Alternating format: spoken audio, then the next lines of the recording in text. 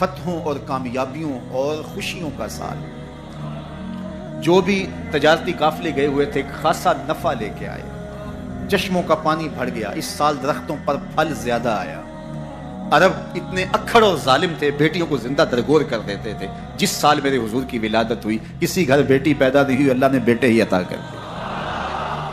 ربیع عربی میں ویسے ہی بہار کو کہتے ہیں، ربیع الاول آغاز بہار، پہلی بہار. کہا محبوب جب کلیاں چٹک جائیں گی، غنچے مہک جائیں گے، کائنات میں بہار چھا جائے گی، تو جانے بہار بن کے آ جانا. اور جب حضور تشریف آئے بہاروں پر بہار آ گئی، ناگہاں ساکن ہواؤں پر روانی آ گئی، اور چمن کے پتے پتے پر جوانی آ گئی. آج زانوئے ازل نے صبح پہ انگڑائی لی، اور مسکرا کر ایک کرن نے ہاتھ میں شہنائی لی. مخزن اسرار قدرت کے امی پیدا ہوئے، غل ہوا دنیا میں ختم المرسلی پیدا ہوئے. محمد مصطفیٰ آئے، بہاروں پر بہار آئی، زمین کو چومنے جنت کی خوشبو بار بار آئی. خرام میں ناز پایا آفتابوں نے، ستاروں نے، چٹخ گنچوں نے پائی داغ پائے لالا زاروں. پوری کائنات میں روشنی پھیل گئی، اجالے پھیل گئے، گلی گلی چراغاں ہوا. شرق کے جانور غرب کو دوڑ پڑے، غرب کے جانور شرق کو دوڑ پڑے. اور جب آپس میں ملتے تو کہتے مبارک و حضور آ گئے، مبارک و حضور آ گئے. ایک آواز اٹھ رہی تھی، بخن بخن قبض محمد صلی اللہ علیہ وسلم. مبارک ہو پوری کائنات میں محمد عربی کا قبضہ ہو. خوشیاں پھیل گئی، نہر ساوا خشک ہو گئی. آتش کدہ ایران بجھ گیا، نوشیرواں کے محل کے 14 کنگرے گر گئے. نور ہی نور پھیل گیا. سیدہ آمنہ سلام اللہ علیہا کہتی ہیں کہ آسمان کے ستارے جھک کے میرے ویڑے کے اتنے قریب آ گئے کہ مجھے لگتا تھا میرے آنگن میں گر پڑیں گے. اور پھر جب حضور کی ولادت ہوئی، خرج منی نور ادا لہو قصور الشام، میرے بدن سے ایک نور نکلا، اتنی روشنی ہوئی کہ میں بیٹھی مکے میں تھی، شام اور بصرے کے محلات نظر آنے لگے. اجالے ہی اجالے، روشنی ہی روشنی، نور ہی نور، چراغاں ہی چراغاں، خوشبو ہی خوشبو، اجالے ہی اجالے. اللہ اکبر. حضور کو غسل دینے کے لیے جب دائی آگے بڑھی تو غسل ہوا تھا. سرما لگانے لگی تو سرما لگا ہوا تھا. ختنے کرنے لگے تو حضور مختون تھے. ناف کٹا ہوا تھا، سرما لگا ہوا تھا. اور خوشبو لگانے لگے تو بدن پہلے ہی خوشبوؤں سے مہک رہا. تو خوشبوؤں میں گھر بسا تھا، ان انوار ہی انوار پھیلے ہوئے تھے. اب آقا کریم کو سبز کپڑے کے اندر لپیٹ دیا گیا. ولادت مصطفیٰ ہو گئی، کائنات میں چراغاں ہو گیا. اللہ اکبر. بصد انداز یکتائی، بغایت شان زیبائی، امی بن کر پیدا ہوا. بارشیں اتنی ہوئیں کہ جانور اتنے فربا اور موٹے ہو گئے کہ لگتا تھا چربی سے پھٹ نہ جائیں. جو بھی تجارتی قافلے گئے ہوئے تھے خاصا نفع لے کے آئے. چشموں کا پانی بڑھ گیا. اس سال درختوں پر پھل زیادہ آیا.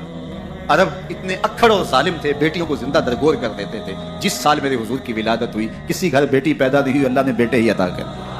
کہا محبوب جب کلیاں چٹک جائیں گی، غنچے مہک جائیں گے، کائنات میں بہار چھا جائے گی، تو جانے بہار بن کے آ جانا. اور جب حضور تشریف آئے بہاروں پر بہار آ گئی. پوری کائنات میں روشنی پھیل گئی، اجالے پھیل گئے، گلی گلی چراغاں ہوا. شرق کے جانور غرب کو دوڑ پڑے، غرب کے جانور شرق کو دوڑ پڑے. اور جب آپس میں ملتے تو کہتے مبارک و حضور آ گئے. ایک آواز اٹھ رہی تھی، بخن بخن قبض محمد صلی اللہ علیہ وسلم. مبارک ہو پوری کائنات میں محمد عربی کا قبضہ ہو. خوشیاں پھیل گئی، نہر ساوا خشک ہو گئی. آتش کدہ ایران بجھ گیا، نوشیرواں کے محل کے 14 کنگرے گر گئے.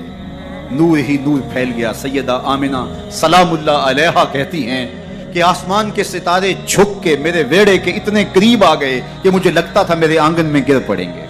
اور پھر جب حضور کی ولادت ہوئی، خرج منی نور ادا لہو قصور الشام، میرے بدن سے ایک نور نکلا، اتنی روشنی ہوئی کہ میں بیٹھی مکے میں تھی، شام اور بصرے کے محلات نظر آنے لگے. اجالے ہی اجالے، روشنی ہی روشنی، نور ہی نور، چراغاں ہی چراغاں، خوشبو ہی خوشبو، اجالے ہی اجالے. اللہ اکبر. حضور کو غسل دینے کے لیے جب دائی آگے بڑھی تو غسل ہوا تھا. سرما لگانے لگی تو سرما لگا ہوا تھا. ختنے کرنے لگے تو حضور مختون تھے. ناف کٹا ہوا تھا، سرما لگا ہوا تھا. اور خوشبو لگانے لگے تو بدن پہلے ہی خوشبوؤں سے مہک رہا.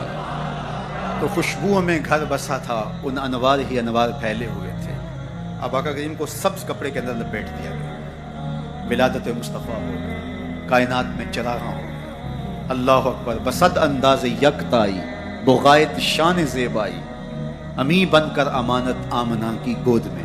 ہر ایک یہی آرزو رکھ رہا ہے، ہر ایک کی تمنا یہی ہے کہ کہ بس وہ آنے والے ہیں، نبی انتظار میں کھڑے ہیں۔ یار ہمیں تو کوئی انتظار نہیں کرنا، سوئے تھے مقدر جاگ اٹھے۔ ذرا ماضی کے لوگوں کی کہانیاں دیکھو، منتظر بیٹھے ہیں، منتظر بیٹھے۔ حضرت خلیل اللہ کے گھر کی تعمیر کرنے کے بعد ہاتھ پھیلا لیتے، ربنا وابعث فیہم رسولا، اللہ تیرے گھر کی تعمیر کی، دعا مانگتا اب اس رسول کو بھیج بھی دے۔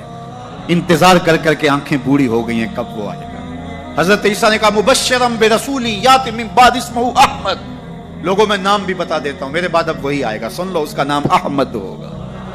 اس کا نام کیا ہوگا؟ احمد صلی اللہ علیہ وسلم، صلی اللہ، اس کا نام احمد ہوگا۔ یہ اپنے حواریوں کو بتا رہے ہیں، 12 حواری بیٹھے ہیں جن کے خاص لوگ ہیں۔ ایک حواری نے کہا حضرت جس کے آپ بھی قصیدے پڑھ رہے ہیں کیا وہ آپ سے بھی افضل ہو؟ حیرت تو ہوئی نا کہ میرا نبی جس کے قصیدے پڑھے تو وہ تو پھر کوئی افضل ہی ہوگا۔ ہر مرید سوچتا ہے میرے پیر سے افضل کوئی نہیں، ہر شاگرد سوچتا ہے میرے استاد سے افضل کوئی نہیں، ہر بیٹا کہتا ہے میرے باپ جیسا کوئی نہیں، ہر جو ہے وہ کارکن کہتا ہے میرے لیڈر جیسا کوئی نہیں، اور ہر امتی کہتا ہے میرا نبی تو پھر میرا نبی ہے۔ وہ تو بدبخت ہے جو نبی بھی مانتا ہے اور عیب بھی نکالتا ہے۔ محبوباں تے نکتہ چینی جڑا کرن تو باز نہیں آਉਂدا، اصل منافق جانیے اس نوں او جھوٹے پیار جتاوندا۔ سانو دسیا عشق دے مفتی جڑا مڑ مڑ پیا فرماوندا، اعظم جتھے دل لگ جاوے اوتھے عیب نظر نہیں آوندا۔ عیب ہو بھی تو نظر، عیب ہو بھی تو نظر، اور جہاں ہو ہی نہ۔ خلقت مبرأ من کل عیب، یہ حدیث تقریری ہے، حسان بن ثابت حضور کے سامنے پڑھتے ہیں، آپ کو ہر عیب سے پاک بنایا گیا۔ کأنک قد خلقت کما تشاء، لگتا ہے آپ کے رب نے آپ سے پوچھ کے آپ کو بنایا ہے۔ اللہ اکبر، کیسا جمال ہے، کیسا حسن ہے۔ تو ہر مقتدی کا خیال ہے کہ میرا امام اعلیٰ، ہر شاگرد کہتا ہے میرا استاد اعلیٰ، ہر امتی سوچتا ہے میرا نبی تو پھر میرا نبی۔ حضرت عیسیٰ کے حواری نے کہا حضرت جس کے قصیدے آپ بھی پڑھ رہے ہیں کیا وہ آپ سے بھی افضل ہوگا؟ تو سنو حضرت عیسیٰ نے کیا جواب، آپ کو ٹھنڈ پڑ جائے گی۔ سنو سنو حضرت عیسیٰ نے کیا کہا حضرت جس کے قصیدے آپ بھی پڑھتے ہیں کیا وہ آپ سے بھی افضل ہوگا؟ تو حضرت عیسیٰ بولے افضل ہونے کی بات کرتے ہو، وہ تو اتنی عظمتوں کا حامل ہے، اگر اس کے نالین کے تسمے کھولنے کی سعادت ابن مریم کو مل جائے تو یہ بھی مقدر کی بات ہے، یہ بھی بخت کی بات ہے کہ ان کے نالین کے تسمے کھولنے کی سعادت نصیب ہو جائے۔ وہ اتنا عظیم نبی ہے، مجھے بتاؤ اس نبی کا ذکر نہ کروں، گلی گلی چراغاں نہ کروں، گلی گلی ان کے تذکروں کی خوشبو نہ بکھیروں، گلی گلی ان کے نعرے نہ لگاؤں، ان کے نام کی مالا نہ جپوں، ان کے تذکروں کی خوشبو سے مست نہ ہو جاؤں؟ کائنات کے اندر جتنا چراغاں ہے آمنہ کے لال کے قدموں کا صدقہ ہے، ساری روشنیاں ان کے قدموں کے صدقے، اگر وہ نہ آتے تو آج اندھیرا ہی ہوتا۔ اقبال سے بھی پوچھ لیے، وہ کہتا ہو نہ یہ پھول تو بلبل کا ترنم بھی نہ ہو، چمنے دہر میں کلیوں کا تبسم بھی نہ ہو نہ یہ ساقی تو پھر میں بھی نہ ہو، خم بھی نہ ہو، بزم توحید بھی دنیا میں نہ ہو، تم بھی نہ ہو، خیمہ افلاک کا استادہ اسی نام سے ہے، نبض ہستی تب آمادہ اسی نام سے۔ آپ کا انتقال حضور کے اس دنیا پہ قدم رکھنے سے پہلے ہی ہو گیا تھا، ابھی شکم مادر میں تھے کہ حضرت عبداللہ کا انتقال ہو جاتا ہے، در یتیم پیدا ہوئے، 6 سال کی عمر میں ابوا کے مقام پر ریت کے ٹیلے آئے تو وہاں سیدہ آمنہ کی طبیعت خراب ہو گئی، اور پھر لمحے بھی زندگی کے آخری ہیں، سیدہ آمنہ نے محسوس کر لیا کہ یہ میری آخری سانس ہے۔ سیدہ پاک نے حضور کے سر پہ ہاتھ رکھا اور روتے ہوئے کہا کہ بیٹا ہر نئی چیز نے پرانا ہو جانا ہے، ہر باقی نے فنا ہو جانا ہے، میں بھی جا رہی ہوں، وَذِكْرَ بَاقْ وَوَلَدْتُ طُهْرًا، لیکن میرا ذکر نہیں مٹے گا، اس لیے کہ تیرے جیسا ستھرا بیٹا چھوڑ کے جا رہے ہیں۔ یہ آخری لفظ تھے سیدہ پاک کے کہ سیدہ آمنہ سلام اللہ علیہا کا انتقال ہو گیا۔ خیر حضور ماں سے لپٹ گئے، امی آپ آگے بولتی نہیں ہیں، لیکن خاموش ہو گیا تھا چمن بول پر۔ حضور نے وہیں پھر اپنی ماں کی تدفین کی، تدفین کے بعد ام ایمن کے ساتھ سواری پر بیٹھ جاتے ہیں اور چمٹ جاتے ہیں ام ایمن کے ساتھ، اور وہ جا کے حضرت عبد المطلب کے سپرد کر دیتی ہیں۔ تو حضرت عبد المطلب حضور کو آغوش میں لے کے بڑا روئے، اور ام ایمن سے کہا کہ میرے اس بیٹے کا تم نے خاص خیال رکھنا ہے، اور پھر انہوں نے اتنا خیال رکھا کہ میرے حضور فرمایا کرتے تھے ام ایمن میری ماں کے بعد میری ماں ہے۔ 2 سال کے بعد حضرت عبد المطلب کا بھی انتقال ہو گیا۔ ابن حشام کے یہ لفظ سینہ چیرتے ہیں کہ جب امیر قریش کا جنازہ اٹھا تو سارا مکہ جنازے کے لیے امڑ آیا، لیکن لوگوں نے 8 سال کے ایک بچے کو دیکھا جو دیواروں سے لپٹ لپٹ کے رو رہا تھا۔ آج یہ سہارا بھی چھن گیا تھا۔ پھر چچا کی کفالت میں آئے، پھر ایک وقت آیا کہ وہ بھی اس دنیا کو چھوڑ گئے، اور اسی سال حضور کی اہلیہ کا انتقال بھی ہوا، اور اس سال کا نام عام الحزن، دکھوں کا سال رکھا۔ اہل مکہ نے جو سلوک کیا وہ کسی سے بھی مخفی نہیں ہے۔ پتھر مارے، گڑھے کھودے، کانٹے بچھائے، اوجریاں ڈالی، اپنے گھروں کے کوڑے لا کے حضور کے گھر کے سامنے رکھ لیے۔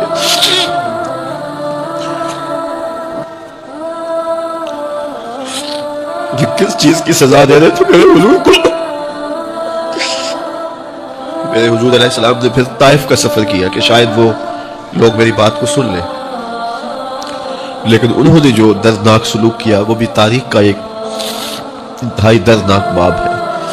انہوں نے اوباشوں کے ہاتھوں میں پتھر دیے، اور جس راستے میں میرے حضور نے گزرنا تھا ان کو اس راستے پہ کھڑا کر دیا اور کہا ان پہ سنگ زنی کرو، اور وہ آقا کریم پہ پتھر مارتے، حضور کے پاؤں پہ پتھر مارتے۔ آقا کریم علیہ السلام پاؤں اٹھاتے تو وہ دوسرے پاؤں پہ مارتے، پھر حضور شدت درد سے بیٹھ جاتے تو ان کے 2 گھنٹے دائیں بائیں سے آگے بڑھتے اور حضور کو کندھوں سے پکڑ کے اٹھاتے، پھر سنگ باری کرتے۔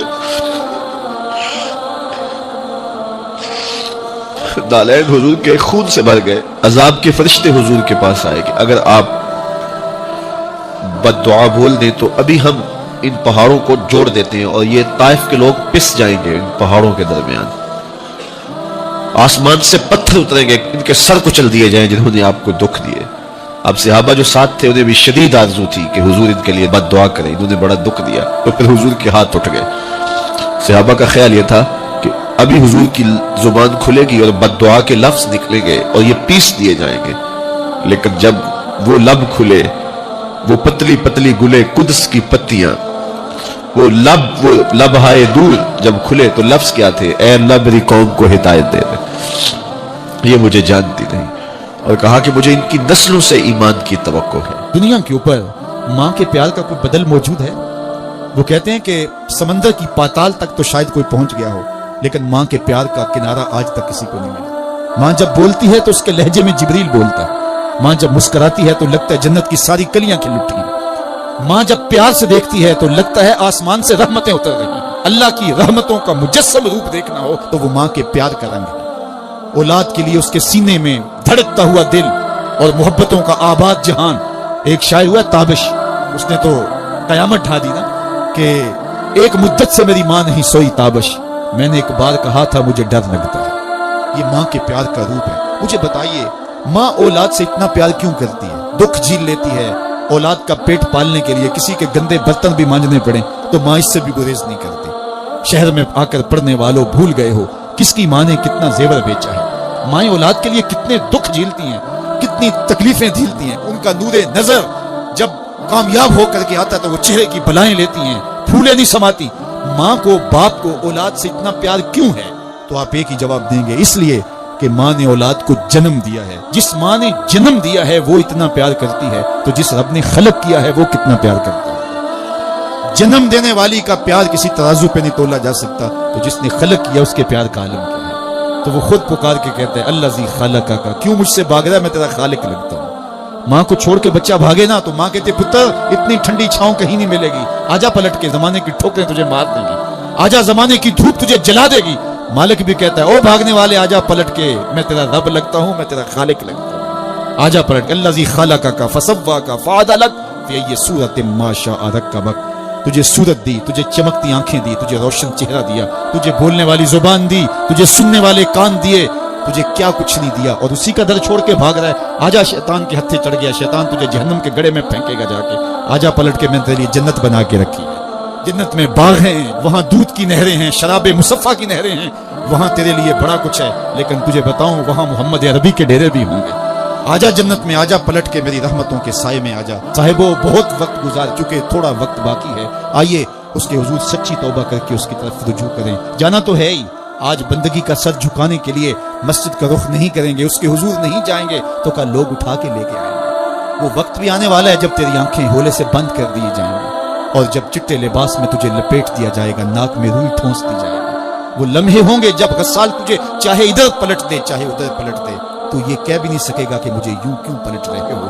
وہ لمحے آنے والے ہیں، وہ گھڑی آنے والے ہیں، قبل اس سے کہ وہ وقت آئے کوئی حجت باقی نہ رہے۔ آج میرے پاس بھی وقت ہے، آج آپ کے پاس بھی وقت ہے۔ آج کا پچھتاوا کل کی بہتری کی ضمانت بن سکتا ہے، کل کا پچھتاوا سوائے حسرت بڑھانے کے اور کچھ نہیں ہو سکتا۔ ہم سمجھتے ہیں اس دنیا سے ہم نے جانا ہی نہیں، بیٹھ ہی رہنا ہے، ہماری منصوبہ بندیوں میں موت کہیں رکھی نہیں ہوئی، یہ پلازا بنانا ہے، یہ مارکیٹ خریدنی ہے، اتنی جائیدادیں اور زمینیں لینی ہے، یہ راستے میں گھات لگائے صاحب کہیں موت بھی کھڑی ہے۔ جب تو جائے گا تو سب کچھ یہیں پڑا رہ جائے گا۔ وہ جو تو نے گھر بنایا اس میں تجھے ایک رات بھی نہیں رکھے، وہ تجھے اپنے ہاتھ سے غسل دینے کے لیے بھی آمادہ نہیں ہوگے، ڈر لگتا ہے انہیں اب تیرے سے، لباس بھی پھاڑ کے اتاریں گے۔ جاندی واری ڈرونا بنیو تے ہاتھ نہ لاندے ڈر دے، جنہ لئی تو پاپ کمائے اج کتھے نہیں تیرے کر دے۔ وہ کہاں چلے گئے؟ قبل اس سے کہ وہ وقت آئے، وہ بندہ مان جائے پھر ہاتھ کاٹے، قیامت کے دن بندہ کہے گا مالک ایک دفعہ بھیج، سکتے سے ساری نہیں اٹھاؤں گا، صدقہ کروں گا، یہ کروں گا، وہ کروں گا، لیکن کہا جائے گا نہیں، تجھے بڑا موقع دیا، تیرے پاس مسلح آئے، تیرے پاس عالم آئے، تیرے پاس کتابیں نازل ہوئی، نبی آئے، پیغمبر آئے، رسول آئے، تیرے سامنے جنازے اٹھے، روز ڈوبتا سورج تجھے کچھ بتاتا تھا، لیکن تو نے کسی سے عبرت حاصل نہ کی اور زندگی آوارگی میں گزاری۔ آج تیرے لیے کچھ نہیں ہے اور تجھے پلٹ کے نہیں جانا بلکہ اپنے اعمال کی سزا کاٹنی ہے۔ پھر پچھتانے سے بہتر نہیں کہ آج پچھتا لے، اپنی مختصر سی زندگی کو اللہ کی راہ پہ لے آئیں۔ آج موقع ہے، آج فرصت ہے، آج سا بھی نہیں کھلے راہ بھی نہیں، انج ٹوک نوکھڑے ٹکڑے نہیں، اور پمیں تے پینڈے مک جاندے کار بیٹھیاں فاصلے مکنے۔ آج وقت ہے، آج فرصت ہے، اس فرصت کو غنیمت سمجھیے اور اپنی زندگی مالک کے چوکھر۔ اس سال سبزہ اتنا زیادہ پیدا ہوا، بارشیں اتنی ہوئی کہ جانور اتنے فربا اور موٹے ہو گئے کہ لگتا تھا چربی سے پھٹ نہ جائیں، اور اس سال کا نام عربوں نے رکھا عام الفتق، پھٹنے والا سال۔